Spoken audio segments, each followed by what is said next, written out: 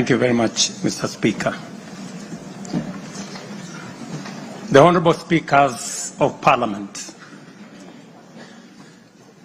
the Honourable Members, distinguished ladies and gentlemen, I'm honoured to address you today in the fulfilment of the mandate vested in me under Article 1321C of the Constitution to report to you and to the people of Kenya on the measures we have taken and the progress we have made in realizing our national values and principles of governance, and to submit to you, honourable members, the progress made in fulfilling our international obligations. Since my last address, Kenya has undergone rapid change, occasioned by the collective awakening of the people in the understanding that the state of nation depends on the work we do individually and collectively. This realization extends not only to what we choose to undertake, but also to how we go about securing careers, livelihoods, and contributing to the grand enterprise of nation building. There has never been doubt, and now there is none whatsoever, that Kenya is a land of bold ambition, with our citizens always desiring and insisting on the best possible standards, not only for themselves, but also for their families and for our nation. Consequently, our democracy has empowered citizens to ask questions and demand changes in the way their affairs are managed, driving the wheels of our nation's social, political, and economic transformation faster in the direction of excellence and prosperity. Rare are the times when leadership is ahead of the people. We are always striving to steer the machinery of state and government to keep pace with the aspirations of our citizens. We have learned through the hard as well as the more customary ways that listening is a full-time occupation of leadership, and that all questions asked by the people must be answered thoroughly and in full. We have learned never to take anything for granted and make every effort to call all our people, to carry all our people along with us in the pursuit of our transformation.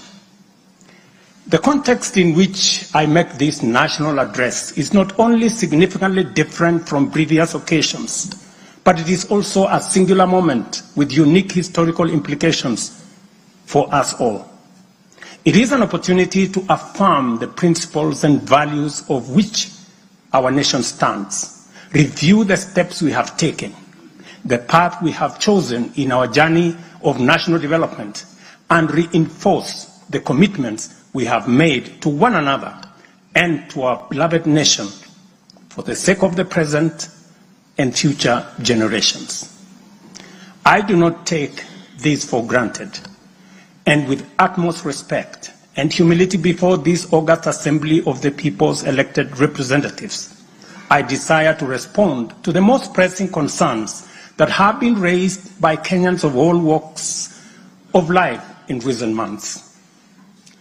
To my understanding, the concerns and issues voiced by millions of Kenyans about the state of our nation deserve meaningful engagement, thorough understanding, and thoughtful response. There are discussions about whether leaders understand the pain, hardship, and struggles endured by countless citizens every day as they strive to make ends meet, and whether the government is doing anything about it. Similarly, many struggling Kenyans impatiently wonder when will real money get to their pockets, and when will the jobs promised, which they deserve, become a reality.